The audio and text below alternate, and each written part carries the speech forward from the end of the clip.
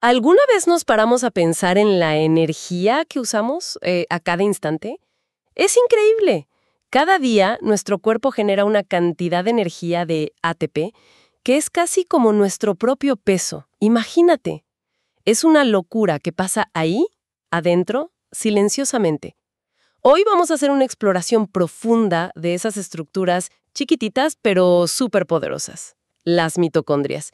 Y lo haremos basándonos en los análisis del Dr. Stroh. Es un dato brutal para empezar, ¿verdad? Y estas mitocondrias, como bien dices, y como se recalca en la fuente, son mucho más que solo partes de la célula. Son casi como antiguas viajeras del tiempo, viviendo dentro nuestro. La idea central es que, originalmente eran bacterias. Bacterias independientes que hace miles de millones de años, pues, hicieron un pacto, una simbiosis con células más grandes. Y se convirtieron en nuestras centrales de energía. Exacto. Las maestras en convertir la comida en ATP, esa moneda de energía que usamos para todo, desde pestañear hasta resolver un problema complejo. Así que hoy, la idea es entender mejor ese origen, que es fascinante, cómo generan la energía, por qué su salud es tan vital, y cómo lo que hacemos cada día les afecta. Todo esto guiados por las ideas del Dr. Stroh. Me encanta eso de viajeras del tiempo. A ver, empecemos justo por ahí, por el origen. La teoría endosimbiótica, que se explica muy bien, suena casi a ciencia ficción, ¿no? Imagínate la Tierra primitiva, bacterias simples, unas sin oxígeno, las anaeróbicas, y otras más pro, que ya usaban oxígeno, las aeróbicas, mucho más eficientes. Ajá. Y la teoría dice que una célula grande, anaeróbica, intentó convertirse a una de estas pequeñitas aeróbicas, pero sorpresa, no la digirió. No la digerió. Se quedó a vivir adentro. Y ahí empezó todo. Fue un trato genial para ambas, ¿sabes? La célula grande le daba casa y comida, digamos, protección, y la pequeña, que sería la futura mitocondria, pues le daba energía a montones. Súper eficiente. Una verdadera revolución. Y tenemos pruebas de eso, de que antes eran independientes. Sí, claro. Y es una de las cosas más fascinantes que se mencionan. Las mitocondrias tienen su propio ADN. Un ADN chiquito, circular, muy parecido al de las bacterias de hoy. Es totalmente distinto al ADN que tenemos en el núcleo, que es lineal y enorme. Es como su pasaporte, ¿ves? Que dice, yo vengo de otro lado. Y ese ADN todavía le sirve para fabricar algunas de sus cositas. Un eco de su vida anterior. ¡Increíble! Y pensar que esa unión cambió la historia de la vida. Totalmente. Sin esa fusión, no existiría la respiración aeróbica como la conocemos, esa forma de sacar muchísima energía usando oxígeno. Compara, no sé, 2 moléculas de ATP sin oxígeno con más de 30 usando oxígeno. Una diferencia abismal. Exacto. Esa eficiencia brutal fue lo que permitió que aparecieran organismos más grandes, más complejos. Nosotros. Sin mitocondrias, la vida sería, microscópica probablemente. Mucho menos interesante, seguro. Es que es fundamental. Y no es que tengamos unas poquitas por célula, no. El material dice que son un montón. Cierto. Depende de la célula, claro. Si necesita mucha energía, pues tiene más. Hablan de ejemplos como las células del hígado, los hepatocitos. Pueden tener entre 1000 y 2000. Imagínate, trabajando sin parar. 1000 o 2000 fábricas de energía en una sola célula. Pero hay una excepción curiosa que mencionan. Ah, sí, los glóbulos rojos. Esas células que llevan el oxígeno por la sangre. Esas no tienen mitocondrias. Cero. ¿Y por qué? Pues tiene toda la lógica evolutiva. Su trabajo es llevar oxígeno. Si tuvieran mitocondrias, se lo gastarían ellas mismas. Sería como el mensajero que se come el paquete. Claro. Entonces, para ser súper eficientes entregando oxígeno, se deshicieron de las mitocondrias. Una optimización genial de la naturaleza. Fascinante. Bueno, ya entendimos de dónde vienen y por qué son tantas. Ahora, metámonos en el meollo. La producción de ATP. ¿Qué es exactamente el ATP y por qué es la estrella? ¿El ATP? Su nombre completo es trifosfato de adenosina, pero todo mundo le dice ATP.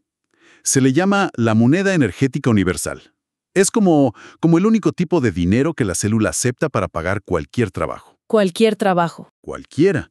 Mover un músculo, crear una proteína, mandar una señal nerviosa, reparar el ADN, todo, absolutamente todo, cuesta ATP. Y las mitocondrias son las principales casas de moneda donde se fabrica este ATP. Ok, ¿y cómo funciona esa casa de moneda? ¿Cómo agarran el combustible y lo transforman en dinero energético? Es un proceso bioquímico súper elegante, la verdad.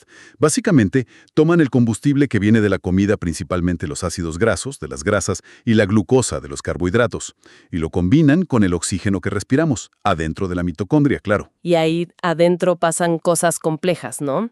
Mencionan el ciclo de Krebs y la cadena de transporte de electrones. Suena a clase de química avanzada. Sí, suena técnico, pero la idea general no es tan difícil. Piensa en el ciclo de Krebs como una rueda que desarma el combustible inicial y libera electrones con mucha energía. Ok, como desarmar el tronco para sacar astillas. Algo así. Y luego, la cadena de transporte de electrones es como una cascada o una línea de montaje microscópica. Esos electrones van pasando de una pieza a otra, y en cada paso van soltando un poquito de su energía. ¿Y esa energía que sueltan? Esa es la energía que se usa para fabricar el ATP. Es como si el agua de la cascada moviera unas turbinas que generan electricidad. Aquí, la energía del flujo de electrones fabrica ATP. Y al final de la cascada, ¿qué pasa con esos electrones ya sin energía? Ahí es donde entra nuestro amigo el oxígeno. Es el basurero final, por decirlo así. Recoge esos electrones ya gastados, se junta con unos protones y ¡pum! Forma agua, H2O. Agua. O sea que producimos agua dentro de las células. Exacto. Por eso no podemos dejar de respirar. Necesitamos ese oxígeno para limpiar el final de la cadena y que todo siga funcionando. Si no hay oxígeno, la cadena se para, la producción de ATP se desploma y, bueno, eso es un problema grave y rápido. Entendido. ¿Y el otro desecho? El dióxido de carbono, el CO2. Ah, ese se produce antes, principalmente en el ciclo de Krebs, cuando se desarma el combustible. Así que, al final de todo este proceso de quemar comida con oxígeno tenemos ATP, la energía útil, agua y dióxido de carbono. Y aquí viene algo genial que se menciona. Nuestra respiración. Lo que exhalamos es justo ese CO2 y el vapor de agua de las mitocondrias. Dicen que cuando perdemos peso, por ejemplo, quemando grasa, literalmente estamos exhalando los átomos de carbono de esa grasa como CO2. Sí, es una forma muy gráfica y correcta de verlo. Adelgazamos respirando. Bueno, exhalando los desechos de quemar la grasa. Y esto nos lleva a una diferencia clave que se subraya en el material. Calorías versus ATP. Hablamos mucho de calorías, pero eso es una medida de laboratorio, ¿sabes? ¿Cuánto calor suelta algo al quemarlo? Ah, claro, la bomba calorimétrica esa. Esa misma. Pero nuestro cuerpo no es una caldera, no funciona con calor directo, no tiene un contador de calorías. Lo que le importa es cuántas moléculas de ATP puede sacar de esa comida. Ese es el dinero real, el ATP. O sea, dos comidas pueden tener las mismas calorías en el papel, pero quizás una se convierte en ATP de forma más eficiente dentro de nuestras mitocondrias. Precisamente. Y esa eficiencia y la salud general de las mitocondrias, ahí es donde la cosa se pone seria para nuestro bienestar de todos los días. Aquí es donde se conecta todo, ¿no? Porque la salud de estas mini centrales está pegada, pero pegada a nuestra salud general. Si las mitocondrias andan mal, lo que llaman disfunción mitocondrial, eso puede estar detrás de muchísimas enfermedades crónicas modernas. No es solo tener más o menos pila, es mucho más hondo. Totalmente. Ponen el ejemplo de algunos medicamentos. Las estatinas, que se usan mucho para el colesterol. Pues en algunas personas pueden dañar las mitocondrias, sobre todo en los músculos, y eso puede causar dolor, debilidad. O sea, algo externo afecta directamente nuestra maquinaria energética. Exacto. Y la conexión es fuerte, con problemas metabólicos clave. La resistencia a la insulina, por ejemplo. Cuando las células ya no le hacen caso a la insulina y no manejan bien el azúcar, parece que está muy ligado a problemas en las mitocondrias. Se sugiere que las mitocondrias de personas con resistencia a la insulina como que se les dificulta quemar grasa eficientemente. ¿Y eso se puede medir de alguna forma? Indirectamente, sí, con algo llamado cociente respiratorio, ORQ. Mide qué combustible estás usando más, si glucosa o grasa.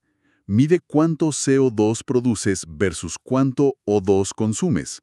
Si el RQ está cerca de 1, estás quemando sobre todo azúcar. Si está cerca de 0.7, estás quemando grasa.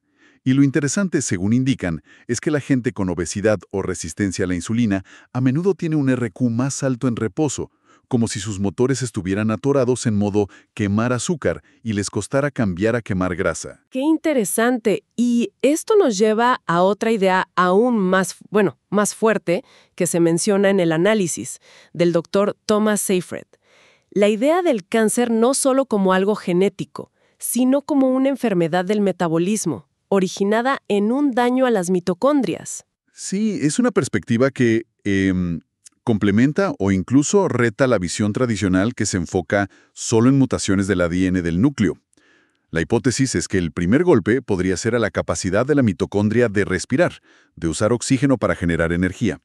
Y cuando esa función principal falla, la célula, para no morirse, regresa a un modo de energía mucho más antiguo y menos eficiente, la fermentación. La fermentación, como las bacterias primitivas. Exacto. Empieza a depender muchísimo de fermentar glucosa y también otro nutriente llamado glutamina para sacar energía, incluso si hay oxígeno disponible, que es lo raro. Eso se llama efecto Warburg. Y esa dependencia de la fermentación, según esta idea, es lo que impulsa el crecimiento loco, la resistencia a morir, las características del cáncer. Pone el foco en la crisis energética como el inicio de todo. Es fascinante y te deja pensando, ¿no? Si la salud de las mitocondrias es tan clave y su fallo tan problemático, ¿qué hacemos? ¿Cómo las cuidamos? Por suerte, el material también nos da pistas prácticas. Menos mal. A ver, ¿qué les gusta a nuestras mitocondrias? Bueno, un punto clave parece ser el tipo de combustible. Se destaca mucho que las cetonas, esas moléculas que el hígado fabrica a partir de grasa cuando comes muy pocos carbohidratos, son un combustible súper bueno para ellas. Limpio y eficiente, dicen. Limpio, ¿cómo? Que no ensucia. Algo así. Se explica que al quemar cetonas generan más ATP por cada molécula de oxígeno que usan, comparado con la glucosa. Y quizás más importante, producen menos humo, menos radicales libres, esas especies reactivas de oxígeno, EOR o ROS. Ah, los radicales libres, los que envejecen y dañan. Esos mismos. Son normales, un subproducto de generar energía. Pero si hay demasiados, son como chispas que dañan a las propias mitocondrias, al ADN. Contribuyen al envejecimiento, a la enfermedad. Quemar cetonas produce menos de esas chispas. O sea, usar cetonas es como echarle gasolina premium al coche. Más potencia y menos contaminación para el motor. Exacto. Incluso mencionan un posible efecto protector. Por ejemplo, con la oxigenoterapia hiperbárica, que se usa a veces en cáncer. Estar en cetosis podría proteger a las células sanas del exceso de oxígeno, mientras que las cancerosas, con sus mitocondrias ya dañadas, serían más vulnerables. Interesante, ¿no? Muy interesante. ¿Qué más podemos hacer, aparte de cambiar el combustible? El ejercicio. Fundamental. Pero ojo, no cualquier ejercicio. Hacen hincapié en dos tipos. El HIIT, el entrenamiento a intervalos de alta intensidad. Esos piques cortos pero a tope. Ajá, los que te dejan sin aliento. Esos. Y el entrenamiento de fuerza. Levantar pesas, hacer ejercicios con resistencia. ¿Y por qué esos dos en particular? Porque le mandan una señal muy fuerte a tus células. Necesito más energía y la necesito ya y de forma eficiente. Y el cuerpo responde creando más mitocondrias. Se llama biogénesis mitocondrial. Y no solo crea más, sino que mejora cómo funcionan las que ya tienes, cómo se conectan entre ellas. Es como reforzar y ampliar la red eléctrica de tu cuerpo. O sea, el ejercicio intenso es como una orden para construir más centrales eléctricas y mejorar las existentes. Justamente. Y aquí entra otra conexión molecular importante que mencionan, NAD+ y las sirtuinas. El NAD+ es como una molécula ayudante esencial para un montón de reacciones, muchas dentro de la mitocondria. Y las sirtuinas son unas proteínas asociadas con la longevidad, con reparar el ADN, con la salud metabólica.